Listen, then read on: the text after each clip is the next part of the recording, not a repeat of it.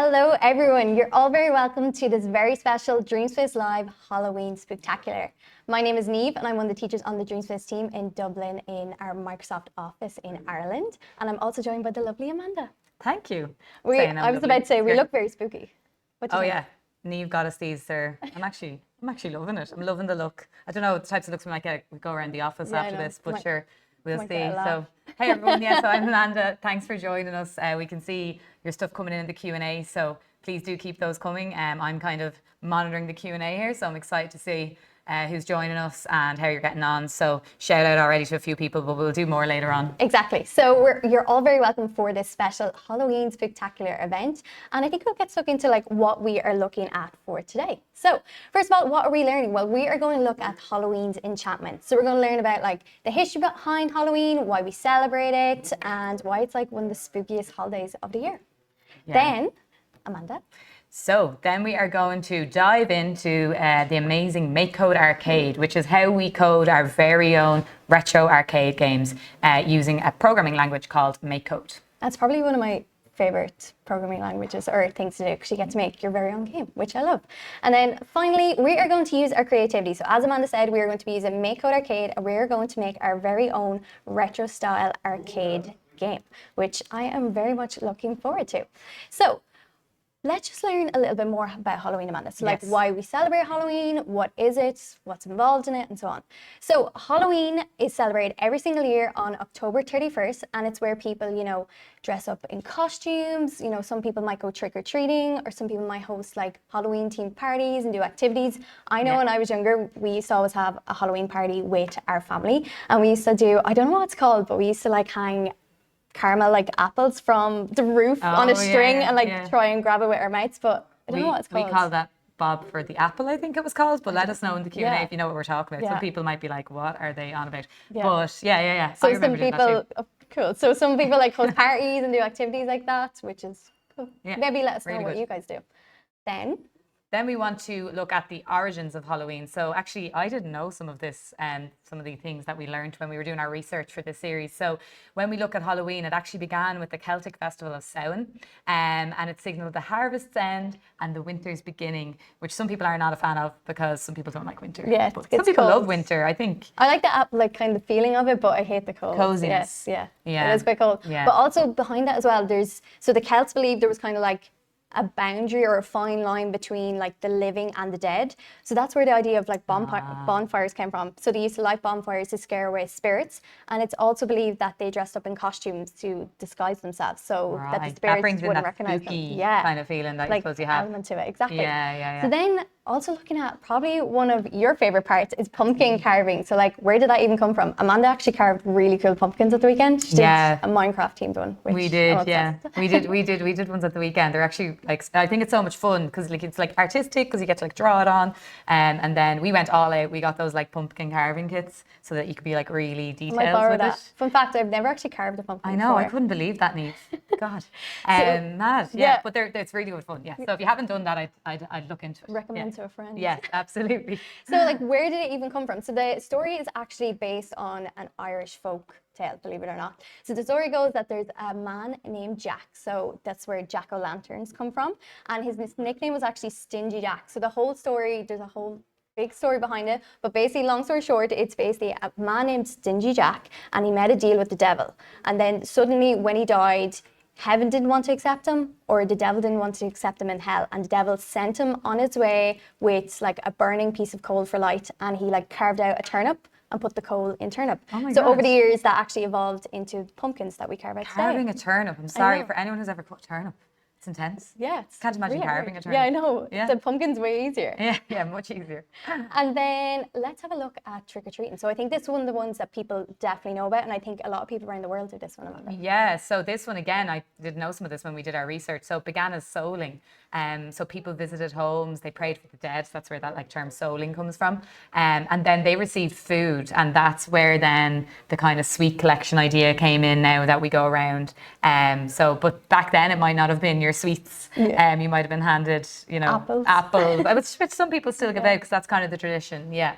Exactly. So I think when it comes to Halloween, people have like some really cool stories or even like spooky stories. I know when we were younger, we kind of laugh about it now, but costumes nowadays have evolved so much. Like there's really, really cool costumes out there, like myself and Amanda's headpiece. No, there's way better ones out there. But when we were younger, costumes were only starting to become a thing. So we never really had them. We used to have a mask. So what we used to do for an outfit, we used to use a bin bag and we used to cut holes in them to like for our arms to go through. And we used to walk around with bin bags on, which sounds hilarious now. I don't know if people still do that. Please let us know if you do. Yeah, I think why not? Because they cost a fortune, those costumes. Bin bag do the trick, in my opinion. Did for me as well. I was the same. We that was what we did, and it always worked absolutely fine. But yeah, I suppose when I think back, I always remember where I lived, where I grew up. There was like obviously it was in the housing estates, and there was loads of houses around us. But there was a couple of houses that we always found a little bit spooky anyway. And then on the night of Halloween, like we used to just run by them, like they were. I don't know. It's what I suppose the festival brings, that kind of more eeriness. I think everyone's like embraces like, oh, we should be scared. So we used to sprint by the gates of these houses. And I'm not sure if anyone can relate to that, you know, in terms of like, oh, there's a spooky building or a spooky house and it's even more scary at Halloween time. But that would be, one of my memories, definitely. Yeah, so I think Halloween kind of brings up these like spooky stories. So that brings us to the point where we want you to think for a moment and see, have you any like spooky stories to tell us or any funny stories even at that? And we're wondering, are you doing anything exciting this year for Halloween? So we like to use the concept of Tink Per Share. So what that means is we want you first of all for a moment to think for a second, you know, have you any of these stories you want to share? Then Amanda, we want them to pair up. Yeah, so absolutely. We want them to pair up and have a discussion around what your stories were. So it might be something that you didn't know. You might sit beside someone you haven't chatted to about this type of thing before. So yeah, pair up and discuss it. And then finally, you're going to share. So that means you can share with everyone around you at your group or as a whole class. So we want you to discuss or take some time to think, pair and share the questions on your screen now. So first of all, we're going to have a look at MakeCode Arcade and what is MakeCode Arcade. So Amanda, what is MakeCode Arcade? So MakeCode Arcade, like we mentioned earlier, is how we program our very own retro arcade games. We use block-based coding to do that. But it's not just about coding. We get to use our creativity skills, we get to use artistic skills, and we get to use our storytelling skills, because creating in a game, you can actually help learn things, you can help create stories and bring in your own imagination to it as well. So it really is amazing. Very good. Yeah. Awesome. So as well as that, coding, if you've never coded before, coding is a language. So just like we speak to each other and we speak all different languages, we speak English, we speak Irish, Spanish, French, all types of language in order to communicate with each other. When we communicate with a computer or device, we need to speak the language that it understands, and that language is code. And then as part of this MakeCode Arcade, we are like, how does this even connect to Halloween? Well, the cool thing about code is you can do whatever you want when it comes to coding. So we are going to create our very own retro arcade Halloween themed game, which Amanda, I don't know about you, but I am super excited about. Yeah, no, I'm really excited. This is, again, back to the point, like it's amazing because you can just have an idea, and once you know how to use MakeCode Arcade, you can bring that idea to life. So that's what we're doing today. Yeah. So what type of game are we even making today? So the type of game we are making today is kind of like a dodgy duck style game. Have you ever like played it or heard of it? But I'm looking at the little animation in the video. Yeah, it's cool. It kind of shows how it works. Yeah, exactly. It shows exactly what we're trying to do. So the objective of the game is as follows. So the player has to try avoid obstacles while collecting items and scoring points. So sounds quite simple. Yeah. The code for it might be a little bit tricky, but we'll help you through it along the way. Perfect. So obviously our game is going to be Halloween themed, of course, and we are going to go to the following website. So arcade.makecode.com. We will pop it into the Q&A. But if you want to make your way to the website now. Okay, so hopefully you are all in the MakeCode Arcade website. So while I go into it, Amanda, do you want to tell people a little bit more about MakeCode Arcade? Yeah, absolutely. So what you'll see, I'm sure already, if you've gotten in there, is we have a nice environment there. Neve's going to go to that as well herself in a second. And what we'll have in there, like, oh, here we go, like we see here. You'll be on this screen here. And in here, we're going to be creating our project. And the thing I think I look forward to most is that we get to build our own characters within that. So I know the first time I used Arcade, because I do like art as well, I like design and stuff as well as coding, and that's what really excited me, that we could bring those two things together. And in Arcade, you'll see we use pixel art as well, which has a lot of interesting history, because a lot of games at the beginning used to be made just purely with pixels, little squares, which you'll see. Again, some people joining us might have already joined us in some of our live events, and they might have done Arcade before, which is brilliant. But again, the beauty is we're doing a different game game again today. And so it's always, you can learn new things each time. Exactly. So stay with us as we go. Do you want to bring everyone through? So what we're going to do now, so what I really like about this website as well, there's tons of tutorials on it that show you how to make all different types of games. But what I'm going to do is we're going to click new project. And once you click new project, it prompts you to give your project a name. And one thing I always notice, Amanda, is, you know, we could spend a lot of time trying to choose the name for a game. But what I'd recommend is, you know, give it any name for the moment, whether it's your own name, your school name, maybe your group name, whatever it is, because you can always change it later on, which is obviously a really cool feature. Yeah. But I know our game is going to be Halloween themed, and I'm going to go with our hat. So like, we're trying to be witches. We were not very good witches. So I was trying to think like what's kind of a fun name for our game. So I was going to call it maybe Potion Panic or like Witch Hunt. Oh, Potion Panic. I like that. Okay, let's go with that. The alliteration of it. I like. Okay. Very good. Let's go. Potion Panic is the name of our game. But again, don't panic about this one too much. That's a pun. Don't panic. Because you can always rename your game afterwards. So once you have the name of your game, you're going to click create. Then it brings you to the MakeCode Arcade interface. So I'm just going to explain different parts of it before we actually get in and begin coding our game. So the left-hand side of our screen, this is our Game Boy simulator. So this is where you're going to test out all of your code. So you can see here we have like an analog stick, so that must be like for moving our characters. You have a button A and a button B. Then at the bottom of your screen, you have like a pause button. So that's like to stop and start your video game. Then this refresh button here is really handy because that's like brings your code back to the very start, which you'll probably be using a lot throughout.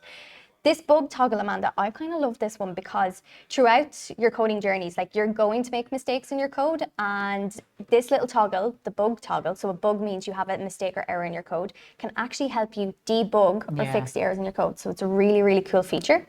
Then I always say this one's like a teacher's best friend, the volume button. So you can either turn the volume off or on if you have sound in your game. And then the last one, which you'll probably use most, is this icon here. So this launches your gamepad in large screen mode, so where you can play your game on a large screen, which obviously is very, very handy.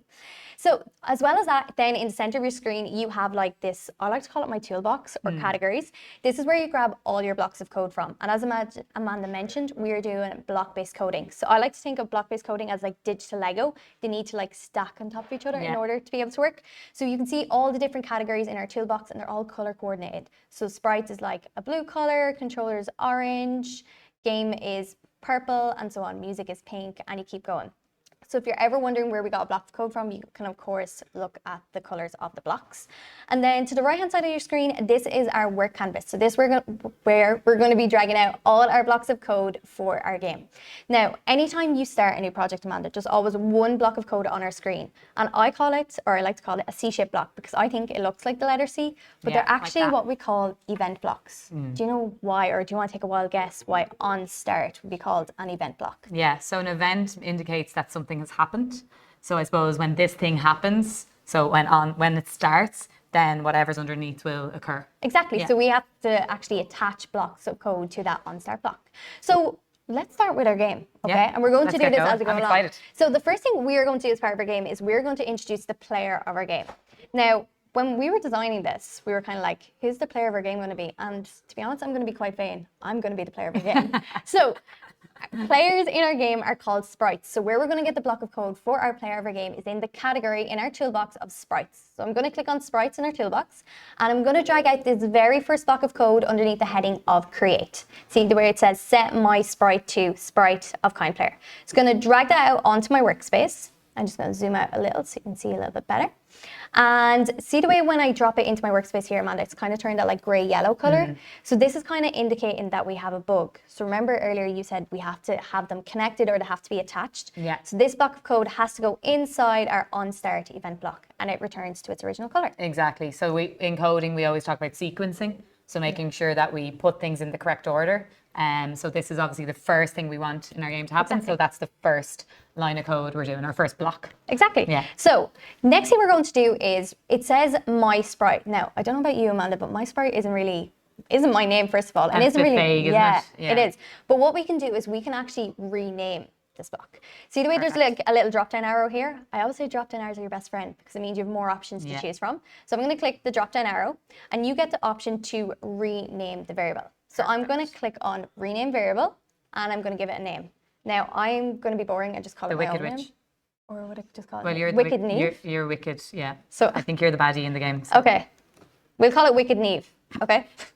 So I'm going to press OK once you give your character name and press OK. Now, the next thing we're going to do is we need to actually design what Neve looks like. This is my favourite part. This is what I mean earlier when we talked about bringing in the art and stuff. So yeah, and I know all students love it. We work with students all across Ireland, primary and secondary school. Everyone really gets into My this favorite part. Yeah, Yeah, definitely. So see this kind of like square shape here? If you click on that, it brings up this interface. So this is called the editor. And this is where you are going to design your very own character. Now, the cool thing about MakeCode Arcade is you can design your own character. There are 16 colors to choose from in our palette of colors. And then you've all these extra tools. So the first one here is a pencil. And just to point out at the top, you can have a small, medium, or large pencil. So if I went with a large pencil in the color green, you can see what that looks like versus like the medium one versus like a smaller one, and so on.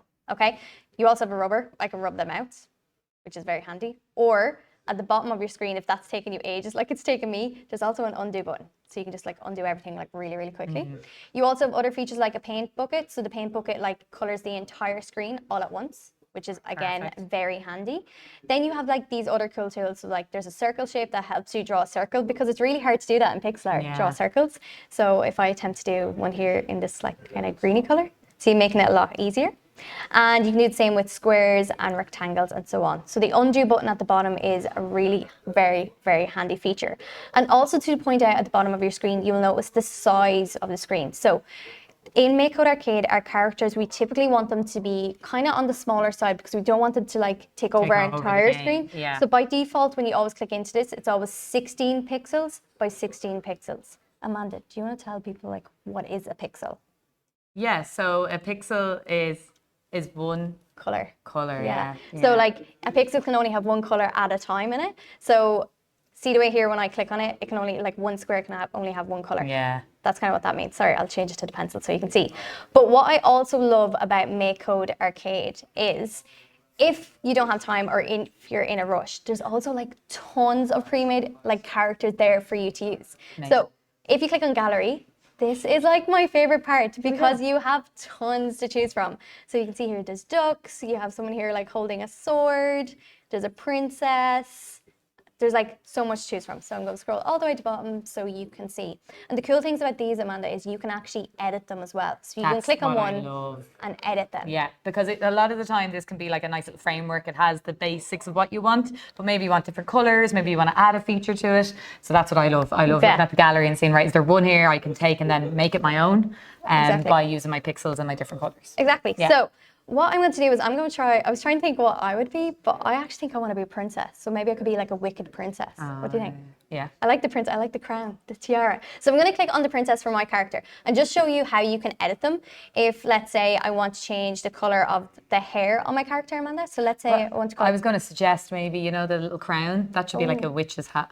Do you think, so what color will I change it to? Turn that into like a green. That I feel like. Okay. Yeah.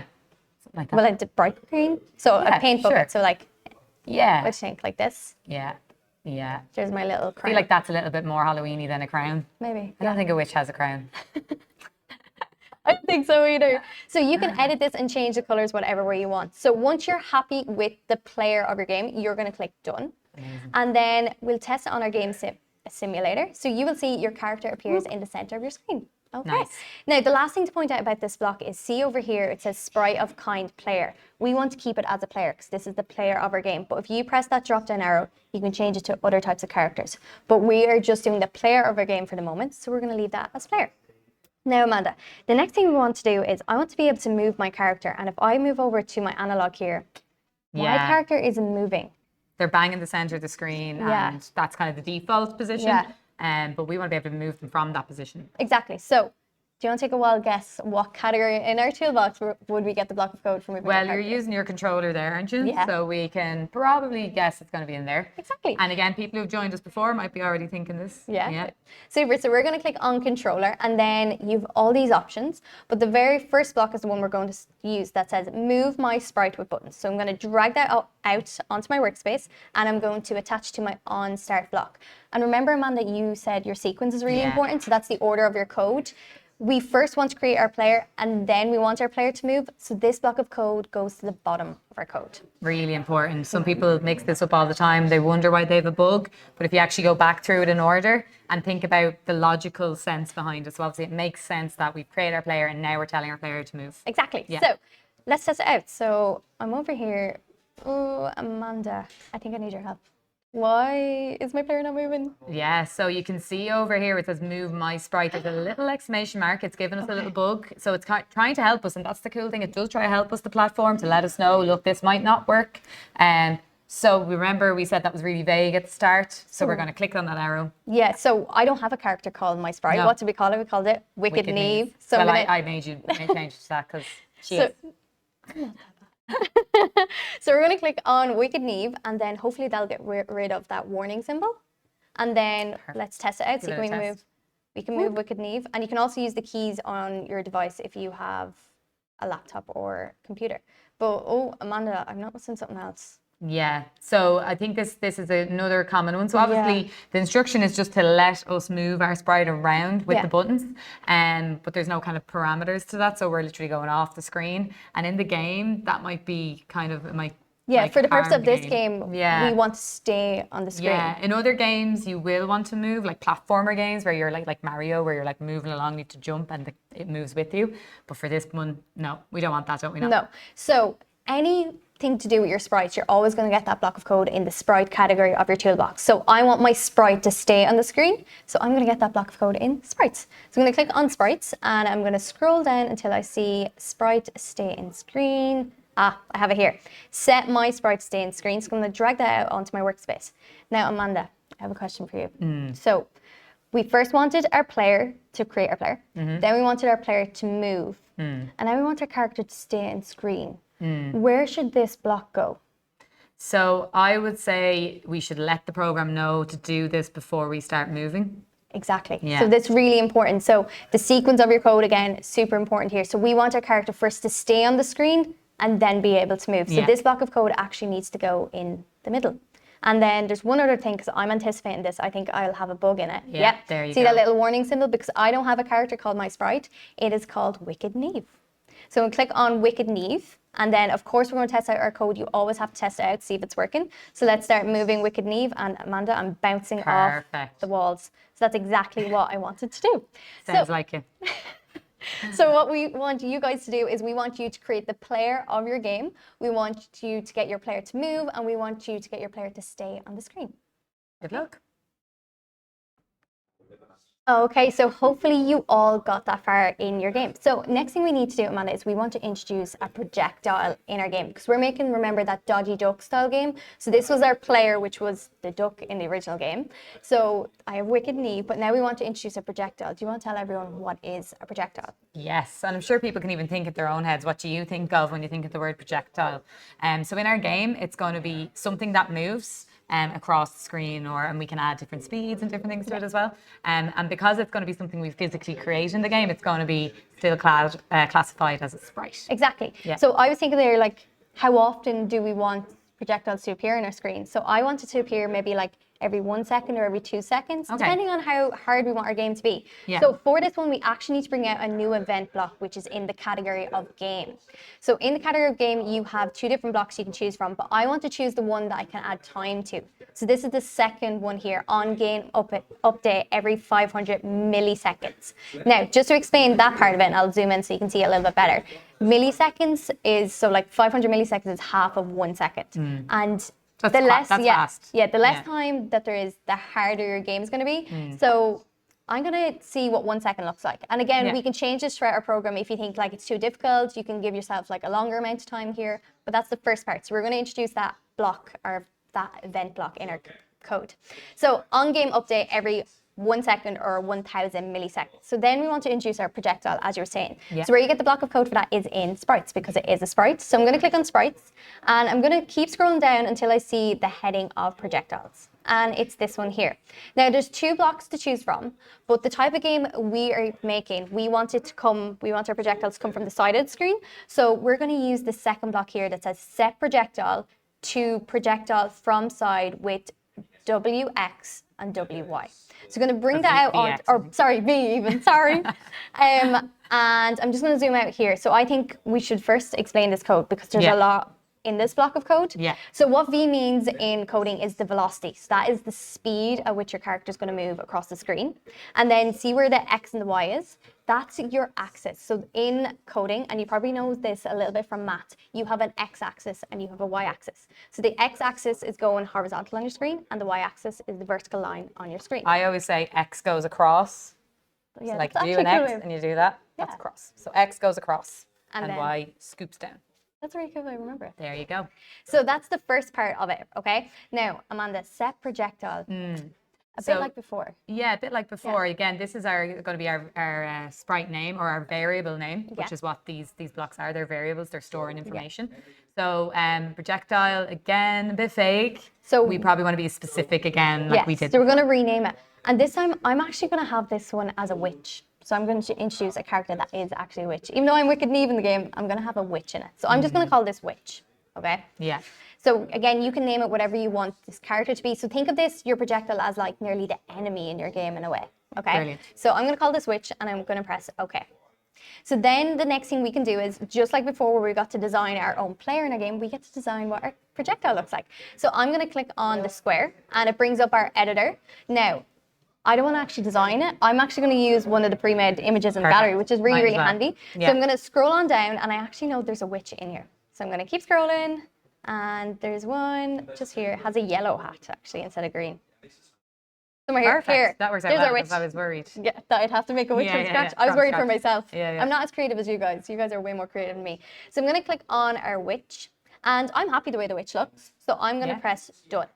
Perfect. Now, always check out what our code looks like on our simulator. So you can see here in our simulator, our witch is just like spawning It's gone witch from plural now. There's witches. Yeah. There's loads of them. Yeah. all coming across the screen. Because if you read our code, we said on game update every 1 second. So every 1 second, a new witch is coming on our screen.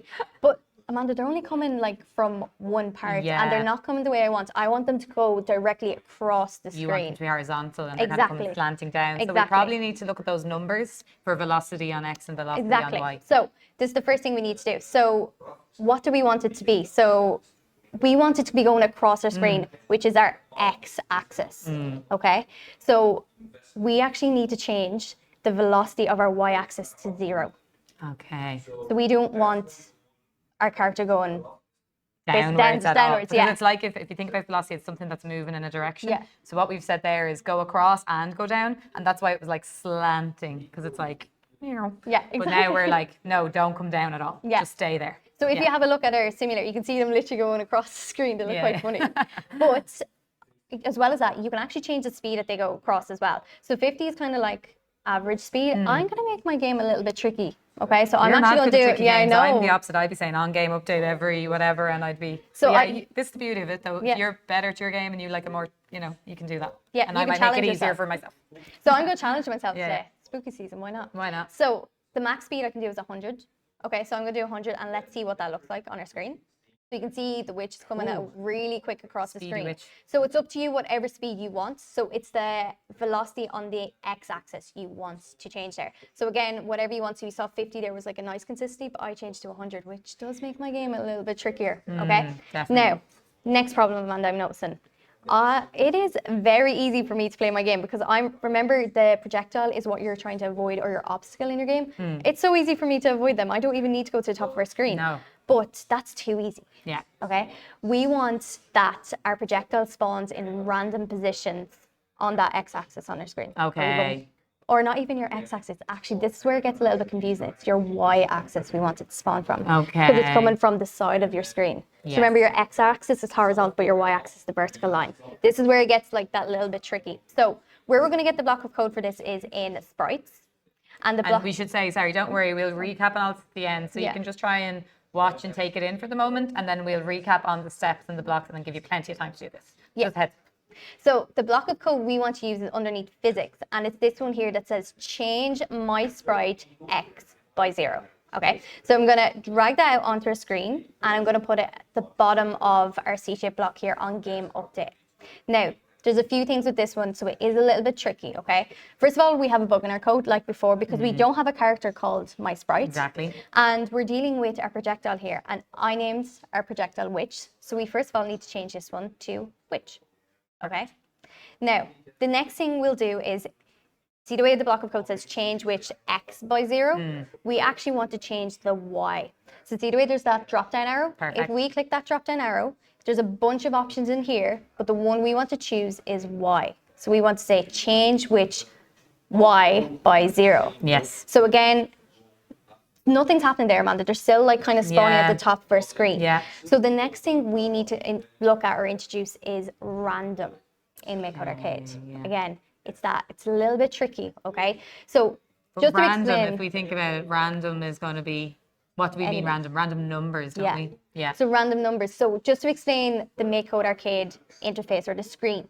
So the way it works is that x-axis is 0 to 160 pixels going across, and the y-axis is 0 to 120 going down. So that's the size of the screen. So we want to pick a random position on the y-axis, which is 0 to 120. Now, where we'll get that random number block is in the category of maths. So I'm going to click in our toolbox on the random category of maths, and I'm going to scroll down and see this option here, Amanda, that says pick random Lovely. 0 to 10. Perfect. So I'm going to drag that out onto our workspace and just leave it here for the moment. Because again, another tricky concept. See the way where 0 is kind of like that oval shape, Yeah. and where pick random is, that block is an oval shape. They can like slot into each other like a jigsaw. Perfect. So if I pick this up, I can attach it to that 0. Perfect. And I just noticed there you can have the little connector. So Yeah. that's kind of showing you where it's going to go. Exactly. Sometimes these blocks can be a little bit tricky. They can try jump into other places. Exactly. So just make sure the connector is going to exactly where you want to go before you release. Exactly. Yeah. So just showing you again, drop it in there. Now, if I was to leave it like that, Amanda, our projectile is going to pick random positions from 0 to 10. But Which how is big? only a little bit down, isn't it? Because we're going from 0 in the top 2. corner all the way down to 120. Exactly. So 0 to 10 is only a little jump. So we need to change our pick random there from 0 to 120. 20. So Perfect. now, if we press play on our simulator, you will see the witches spawning from random positions there on the y-axis. They are fast. I Yeah. don't know if you're going to be able to keep up with that, no offense. I don't know either. I may have to change it, but for the moment, I might leave it. We will leave it for the moment, Yeah, but we can 'cause always go back and to, which is really cool thing Yeah. that you can go back and change your code. Perfect. So what we want you to do is we want you to do the exact same thing. We want to say on game update, choose whatever time you want. I'm going to leave ours at 1 second for the moment, but Yeah. we may end up changing it because I think it could be too fast or too hard for us. Remember, we got that from the game category. So we Yeah. would like, just so we know, so we got that from the game category. Then we were introducing our projectile. So we got that again from the sprites category because a projectile is a sprite. We were able to design our projectile, so what we wanted it they to look look like. and Yeah. their name, of course, we got to change their name. And then we get to choose the speed at which the projectile moves. So we were saying for the speed, you can choose whichever one you want. The higher the speed, the harder your game's going to be. But we're changing the speed for the x-axis. Okay, so the velocity of that. And Yeah. the y-axis goes to 0 because we only want it moving from the side of the screen. Perfect. And then last but not least is we only want our witch moving or our projectile moving from the side of the screen. So you have to change the Y to a random position that your witch is spawning from anywhere on that Y axis. Okay, off you go.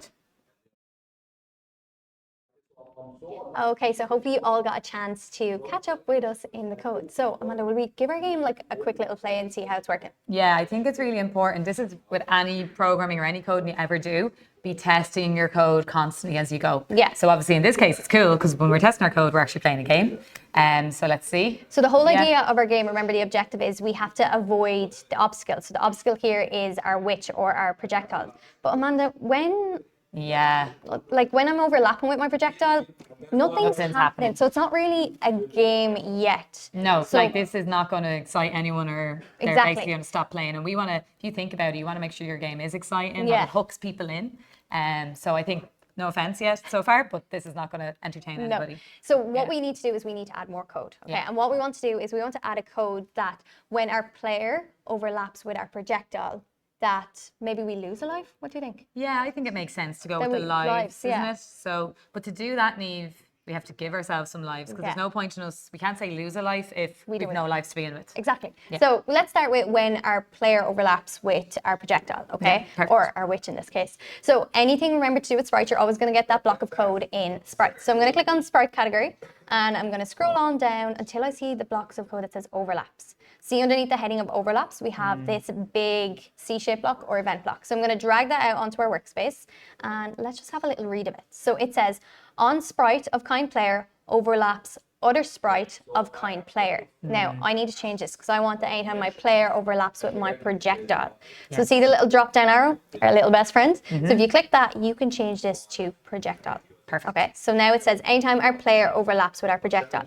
What did we say we wanted to do? We wanted to add lives to it, wasn't it? Well, we want to lose a life, don't we? Okay, so where you get lives, and it's a really cool thing about MakeCode Arcade, they actually have blocks of code for this. So in the category of info, you will see you can add score, you can add lives, you can add a timer for countdown, but we're going to focus on lives. So you'll see there's 4 blocks of code underneath the heading of lives. So you have life, set life to 3, change life by -1, and then you have an event block on life 0. So as you were saying, Amanda, is we need to have lives before we even start losing lives. Yes, exactly. So this is where this block of code here is going to come into play. Set life to 3. So What we want, perfect. Yeah. Yeah. So we're going to drag this out. Now, Amanda, what C-shape block or what event block do we put this in? Well, this should be something that happens if you think about when you play any video game. This should be something that happens when the game begins. Yeah. You know, you start the game and your lives are there up in the corner of the screen. Exactly. So we're go on going to start. add this on start. So I'm going to go up here so you can see a little better. And I'm just going to move these down a little bit just to give ourselves a little bit more room. And I added it to our on start block. Okay. Now that we've set our lives, and Amanda, you can see up there in the top of our Game Boy Simulator corner, the 3 lives, but you can edit this to whatever you want. So I'm going to change this to 4 lives. I'm going to give myself an extra life, but by default, it's always 3 lives. Yeah, and also I think some people get carried away. They're like, I'll give myself 100 lives. But again, the game is not going to be very challenging. So the whole point of the game is that it's achievable, but it should be challenging. Yeah. So don't go giving yourself too many lives now. Exactly. You know? So now that we've set the amount of lives that we have, we want to say anytime our player overlaps our projectile, we lose a life. So I'm going to click back into info and I'm going to drag out the block of code that says change lives by -1. So I'm going to drag that out and I'm going to put it in my event block here. So now it says anytime that our player overlaps our projectile, we're going to lose 1 life. And again, you can change that number to whatever you want. You can lose 2 lives or whatever. But again, as Amanda said, we want our games to be achievable. So I'm going to leave it as we just lose 1 life. So that's why you see -1. So let's test out our game. Always testing out our game, see if it works. Now, the whole point of our game is to avoid the projectile, but I want to see does it work. So I'm going to overlap my player with a projectile. Oh, okay. Let me try that again, Amanda. Yeah. Because I'm only supposed to lose 1 life. Oh, I'm only supposed to lose 1 life, but I'm losing all my lives. Yes. Any idea why? So what happens is code executes really fast. So what's happening here, I think, is that the player and the projectile are overlapping. That's an event block, as we said. It goes change life by -1, and it happens so fast that it's like -1, -1, -1. You know what I mean? Constantly. So I think we probably need a little trick here. Yeah. So I think we need to destroy that projectile, Nice. the one that overlaps with us. Yes. Okay.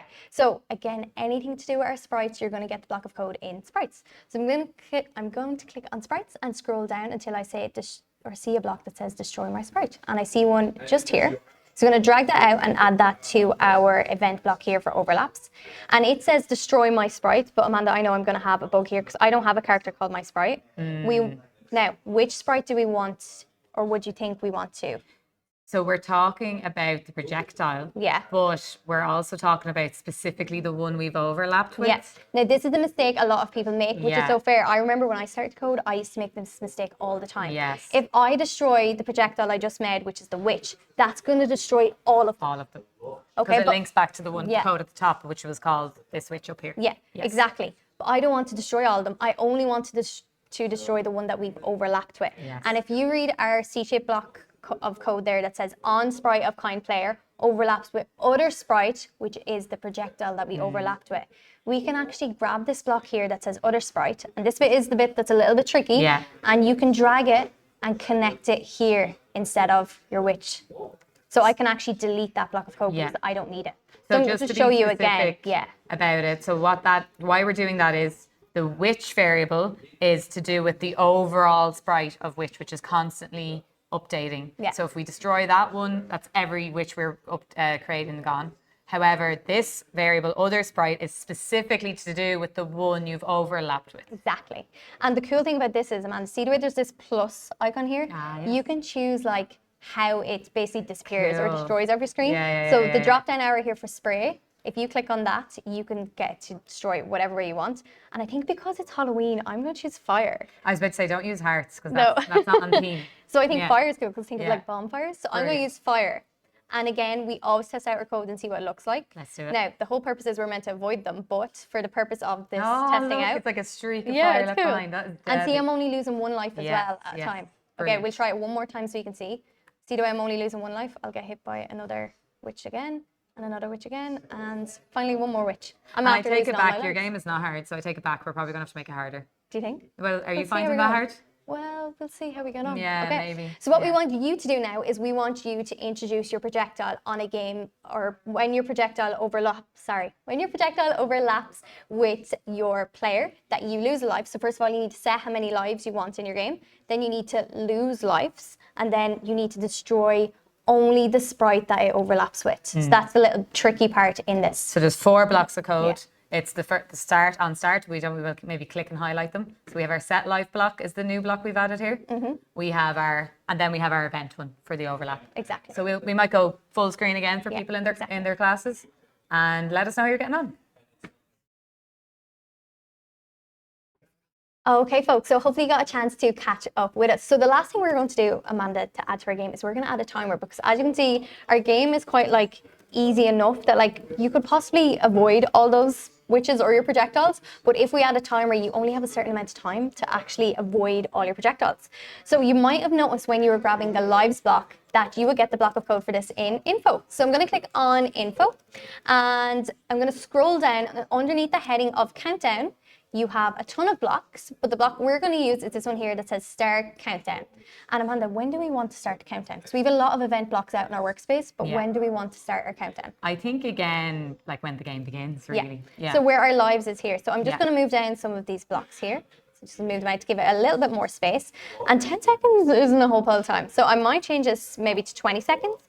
So we have 20 seconds to try and not lose all our lives pretty much. Okay, so I'm going to make my simulator larger on my screen so you can see it. And let me move around here. So, oh, I'm not meant to be jumping into them. Hold on. I'm meant to avoid my obstacles, not collect them. So I only have 20 seconds to avoid them all. So we keep going. Okay, so I have 8 seconds. Oh my God. Ah! Okay, they are moving a little bit fast. Okay. And there we go. I have 1 life left. So we have one person saying the sprite dies after 1 life but doesn't come back. So again, that's the other sprite block. Exactly. So if you make sure you grab the other sprite block and put it into the destroy position. as opposed to renaming your sprite to witch or whatever it was. So finally, we want you to add timer to your game. So give you a chance to catch up on other piece of code, and if you want to edit any of your characters, maybe make them look different, maybe make your projectile or your player look different, we're going to give you 2 minutes for that, and you can have a play around of your game. Best of luck. Okay, so I think it's time we actually play our game and see how it works. So I'm going to make our simulator larger on the screen and have a go at playing our game. So hopefully you got a chance to play your game as well. So let's see. So I have to try and avoid all the projectiles without losing any lives. But don't worry, if I do lose a life, I have like 4 more. So it's fine, or even 3 more. So I think I'm doing a really good job. So again, the more time you have, it's the easier your game could be. And my game is over. So there's more things you could add to your game. So this is pretty much a basic Halloween themed game. You can, of course, add food to your game if you wanted. So this could be what your player actually collects. So maybe your player is moving around the screen, collecting maybe Halloween themed things. So if we had more time, we could add maybe pumpkins, that our player goes around and collects pumpkins and maybe gets scores every time your player collects pumpkins. You can, of course, design the background of your game and see what your game looks like design the background. Maybe it's a spooky house or a castle or something like that. You can add music as well and do so much more. You can make your game as advanced as you want. So hopefully you are enjoying your games and getting to know your games. I think, Amanda, we made a really cool game. What? What's going on? Amanda, where's Amanda? What?